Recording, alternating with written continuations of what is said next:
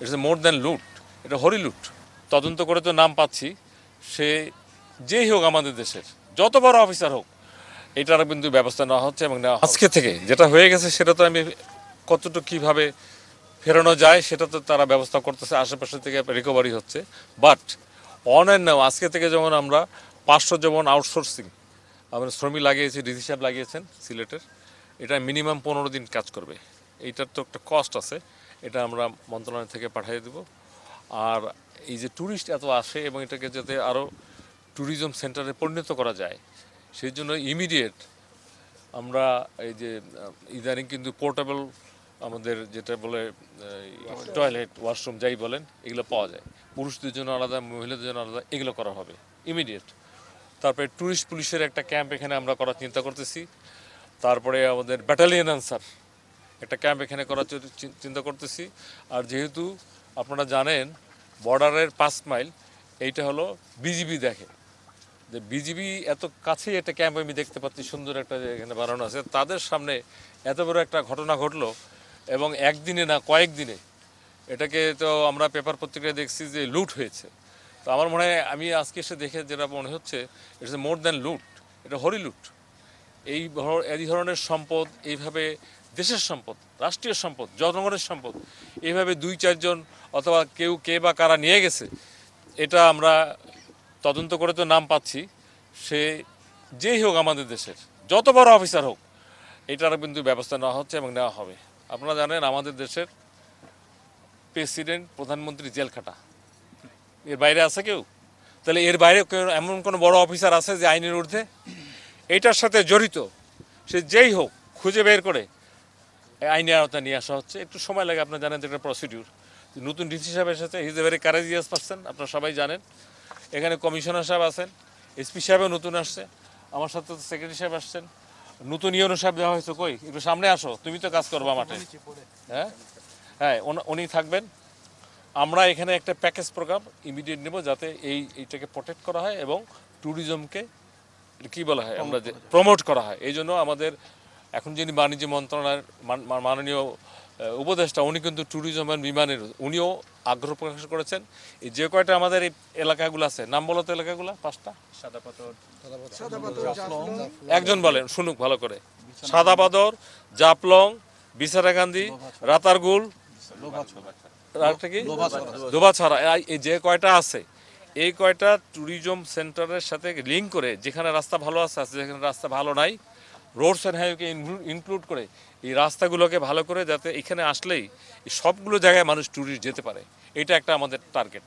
এটা সময় লাগবে। আচ্ছা, আরেকটা বিষয় আমি একটু জানতে চাই যে এখানকার জনসাধারণের সাথে আমরা কথা বলেছি, একদম তৃণমূল যারা মানুষজন, তারা আসলে হয়তো এত কিছু বুঝে না মহাপরিকল্পনা, মাস্টার প্ল্যান। তারা বলছেন যে এই ঘটনাটা যখন ঘটে তখন কিন্তু অনেকটাই মিডিয়াতে আসা শুরু করেছিল, কিন্তু তারপরেও আমরা দেখেছি যে টনক নড়তে নড়তে শেষ ঘন্টাটি বেজে গেল। এই দেরিটা কেন হলো, বা আপনাদেরও তোড়জোড়টা এখন কেন শুরু হলো? আচ্ছা, আমি তো টু বি ফ্র্যাঙ্ক এটার সাথে খুব দূরে রিলেটেড। আমি জনপ্রশাসনের সচিব, পাবলিক অ্যাডমিনিস্ট্রেশন। এটার সাথে প্রথম যিনি জড়িত তিনি হলো আমাদের এই খনিজ সম্পদ জানেন, ওনারা কিন্তু এসেছিলেন, 2-3 জন উপদেষ্টা এসেছিলেন, একবার তো এত দূর আসতেই পারেন নাই। জনগণ যেটা চায় যে তাৎক্ষণিক একজন সরকারি কর্মকর্তা কর্মচারী যখন চাকরি করে কোনো অপরাধের সাথে জড়িত হয়, তাকে আইনের আওতায় আনতে গেলে আপনারা সাংবাদিকতা করেন, নিজেরাই জানেন একটা প্রসিডিউর আছে। সেই প্রসিডিউর অলরেডি শুরু হয়ে গেছে, জনগণ দেখতে পাবে। এবং ভবিষ্যতে এটার সাথে জড়িত যারা এই কাজে করে মনে করেন রুজি রোজগার করতো, মনে করেন তাদেরকে অন্য কোনো পেশায় নিয়োজিত করা যায় কি না, সেটাও সরকারের প্ল্যানে আছে এবং সেটাও আমরা চিন্তা করতেছি, মাস্টার প্ল্যান। আপনি যেটা বললেন, এত কথা মানুষ জানতে চায় না। মানুষ জানতে চায় পাথর কেন চুরি হলো, পাথর কেন আসলো না, আমরা কি করব, আমাদের এখানে টুরিস্ট আসে না, এই কথাগুলো জানতে চায়। আপনার কথাটা থামে আমি বলি, প্রশাসন মন্ত্রী অনেকে মনে করে শুধু divisional commissioner, DC, UNO, AC land, but it is not. প্রশাসন বলতে সমস্ত বাহিনী, ইউনিফর্ম এবং নন ইউনিফর্ম, আমরা যারা সিভিল এবং ইউনিফর্ম সকলেই। এবং এবার আমরা যে কাজটা করব, এটার সাথে রিলেটেড যেই থাক সেই বাহিনীও এর বাইরে যাবে না। এইটা হলে মানুষ তখন দেখবে যে বিচারটা তো হইলো, এই লোকটার সাজা হইলো, এটা হবে। হাইকোর্টের ডিটের ব্যাপারে আমি যদি কম বলি, কারণ হাইকোর্টের রিটের সম্পর্কে আমার ধারণায় না জেনে ওটা নিয়ে আমার কথা বলা ঠিক হবে না। তবে প্রশাসন যেহেতু আমরা দুইটা সিদ্ধান্ত তাৎক্ষণিক দিয়েছি, ডিসি সাহেবকে উইথড্র করে নিয়ে গেছি, নতুন ডিসি সাহেবকে দিয়ে গেছি, and he is one of the best courageous DC, আপনারা সবাই জানেন মিডিয়াতে আসছে।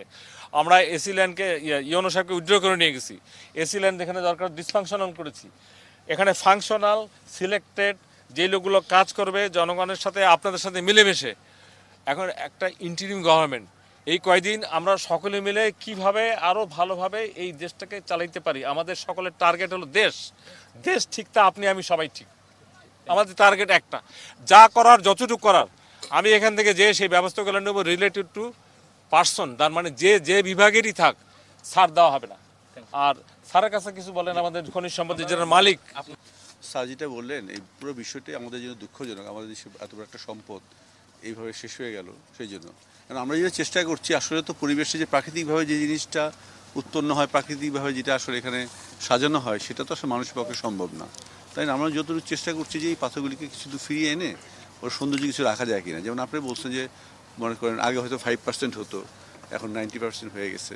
তো সেইখানে আমাদেরকে ট্যুরিজমের জন্য যদি আমরা যদি সার্জারি বলেন আমরা প্ল্যান করছি, সেই প্ল্যানের ভিত্তিতে আমরা এখন আপাতত পাথর রাখছি। আমরা আশা করি ন্যাচারালি যখন পানির ফ্লো আসে কাছে থেকে এগুলি আসলে আবার বিন্যস্ত হবেই। দেখবেন নদীর বা সমুদ্রের তীরে দেখবেন যে ওই যে অনেক সব বালুর বাঁধ ভেঙে যায়, আবার পানি আসলে আবার ঠিক হয়ে যায়। এটা ন্যাচারালি আবার ঠিক হবে এটা আশা করি। তবে একবার 100 ভাগ যে হবে এটা মনে করছি না। আর আমরা আসলে এই চিন্তা করছি এই এলাকাগুলিতে আপনারা জানেন আমরা গত এপ্রিল মাসে আমরা আমাদের খনিজ সম্পদ মন্ত্রণালয় থেকে আমরা দুজন উপদেষ্টার সাথেও সহ আমরা এসেছিলাম, স্যারদের সহ। আমরা এখানে আমরা আসতে পারিনি, তখন আমরা শুনেছিলাম যে এখানে কিছু গোয়েন্দা রিপোর্ট ছিল এখানে আসার জন্য। শ্রমিকদের একটা এখানে ছিল, একটু সমস্যা ছিল, আমরা জাফলংয়ে ছিলাম। ওখানে আপনার মনে জানেন আমরা অবরুদ্ধ ছিলাম, আপনাদেরকে অনেকেই গিয়েছিলেন। আমরা চেষ্টা করেছিলাম আসলে সব কিছু করার জন্য, কিন্তু আমরা আসলে দূর থেকে তো আসলে সব কিছু সম্ভব না। তো আমরা প্ল্যান করছিলাম যে বিশেষ করে আমরা হঠাৎ করে বন্ধ করলে তো হবে না, এখানে শ্রমিকদের বিষয়টা চিন্তা করতে হবে। প্রায় আমরা শুনছি যত সম্ভবত 8,000 মতো শ্রমিক জড়িত, এতে এমপ্লয়মেন্ট দরকার। আমরা তো গভর্নমেন্ট এরকম না যে হঠাৎ করে এই 8,000 লোককে বাদ দিতে পারবো, তারাও তো আমাদের জনগণ, আমাদের অংশই তারা। সেই জন্য আমরা বলছিলাম যে এটাকে বড় একটা ইকো ট্যুরিজম একটা সিস্টেম করার জন্য, এবং আমরা বিদেশ থেকে কিছু নিশ্চয়তা পেয়েছিলাম আমরা সেই ভিত্তিতে আর কি। এখন আমরা যেটা করতে যাচ্ছি, আমরা যে একটু আগে জেলা প্রশাসকের সাথে আলাপ করলাম যে আমরা এখানে আমাদের কিছু গার্ড থাকবে, আমরা আসলে নিজেদেরও আমরা ফোর্স দিব, আমরা বডি ক্যাম্প সহ আমাদের ইয়ারা থাকবে এখানে। আমরা অলরেডি করেছি, আমরা ড্রোন দিয়ে আবার আমরা কিছু ডিসি সাহেবের কাছে একটু শুনি আশ্বাস। এখন পর্যন্ত এই তথ্য আমাদের কাছে একটা অপ্রীতিকর হইলেও একটা প্রশ্ন করতে হচ্ছে যে দুদক কিন্তু একটা রিপোর্ট দাখিল করেছে এবং খুবই অবাক করা বিষয়, আপনার মন্ত্রণালয়ের সাথে কথাও বলেছে তারা যে খনিজ সম্পদ মন্ত্রণালয় এটার সাথে জড়িত এবং 42 জন রাজনীতিবিদের নামও দিয়েছে। এবারে কি বলবেন? 42 জনের মধ্যে খনিজ সম্পদের টোটাল আমাদের যে বিভাগটা দেখে বিএমডি নাম, ওদের মাত্র যোগ সংখ্যা হচ্ছে মাত্র 8 জন, 42 জন কিছু নাই না বলতেছি আর কি। তো 8 জন। আমরা কিন্তু আমাদের যারা ছিল, আমরা তো যেটা কী করি, আমরা আসলে জিনিসটাকে প্রশাসনের দৃষ্টিতে আনি, দৃষ্টিগোচর করি এবং আমরা অবহিত করি। তো আমরা আসার পর থেকে আমরা নিয়মিত, আমি ব্যক্তিগতভাবে এখানে কয়েকবার এসেছি, আমি আমাদের সমস্ত রিপোর্ট ভিডিও আমরা উপস্থাপন করি। আমাদের মন্ত্রণালয়ের পক্ষ থেকে আমরা আমরা এই সবার আয়োজন করি। সেখানে আমাদের 3 জন উপদেষ্টা মহোদয় ছিলেন, একজন হচ্ছে আমাদের যে উপদেষ্টা যিনি আছেন, এবং সেই সাথে পরিবেশ বিষয়ক উপদেষ্টা ছিলেন, এবং স্বরাষ্ট্র উপদেষ্টাকে আমরা ডেকে নিয়ে আসি, সাথে 3-4 জন সচিবকে আমরা ডেকে নিয়ে আনি এই বিষয়টা নিয়ে কাজ করার জন্য। তো ওনারা সিদ্ধান্ত নেন, সিদ্ধান্ত নেওয়ার পরে কিছু সিদ্ধান্ত আমরা সমস্ত জেলা প্রশাসনকে আমরা জানিয়ে দিই। প্লাস আমরা এখানে তখনই সিদ্ধান্ত হয় আমরা এই এলাকাগুলিকে আমরা সরজমিনে পরিদর্শন করব। এবং আমি ব্যক্তিগতভাবে প্রত্যেক জেলা প্রশাসকের রিলেটেড, আসলে এখানে মধ্যে 5টা জেলা কিন্তু সম্পর্কযুক্ত। একটা হচ্ছে বান্দরবন, সুনামগঞ্জ, সিলেট, আর ওদিকে লালমনিরহাট এবং পঞ্চগড়। এই 5টা জেলাতে আমাদের পাথরকুয়ারি আছে 51টা। তার মধ্যে আমরা এখানে সিদ্ধান্ত নেওয়া হয়েছিল যে আমরা 17টি পাথরকুয়ারি থেকে আমরা কোনো ইজারা দিব না, একদম স্ট্রিক্ট। তার মধ্যে এগুলি সব সিলেটের 7টার মতো অন্তর্ভুক্ত। তো সেই হিসাবে আমরা প্রত্যেক জেলা প্রশাসককে, আমি ব্যক্তিগতভাবে আমরা উপানুষ্ঠানিক পত্র দিই, এবং সেই সাথে আমরা আমাদের যে জেলা প্রশাসকের সম্মেলন যখন হয়, এই সম্মেলনে কিন্তু আমরা আলোচনা করি এই বিষয়গুলিকে দৃষ্টি দেওয়ার জন্য। আসলে কি, যদি আমরা এককভাবে আসলে কাউকে দায়ী করা যায় না, এই জন্য এটা একটা সামষ্টিক একটা প্রক্রিয়া বা অ্যাপ্রোচ। মনে করেন আমাদের কাছে কি আছে, আমরা হয়তো অবহিত করতে পারি, বা মাঠ পর্যায়ে যারা আছেন আইন শৃঙ্খলার সাথে তাদেরও অ্যাক্টিভ হতে হবে।